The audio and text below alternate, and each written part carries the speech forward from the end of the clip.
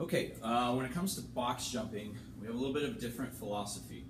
One of the things that really bothers me is that these inflated box jump heights, and we've all been guilty of, we did them for a long time, don't like these super high heights where the only way that you can get up there is by going into a major knee tuck and deep flexion with the hips, because that's not how we jump.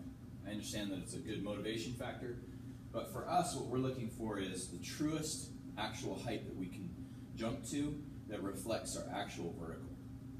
So if I'm not in the air really probably ever going to tuck my knees up in my athletic sports that I'm playing, then I don't want to do that in my box jump either. So if we say box jump, that means no step, and we're just loading through the shoulders and through the hips, and we're going up with the goal of landing as straight-legged as possible.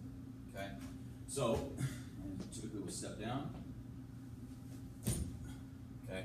With very little clearance. Ideally, maybe the box would be a little bit lower. I shouldn't have to bend my knees really much at all. Okay? And I certainly don't want to bring my knees into my chest. If I have to pull my heels back just a little bit to clear it, that's a little bit more indicative of sport specific.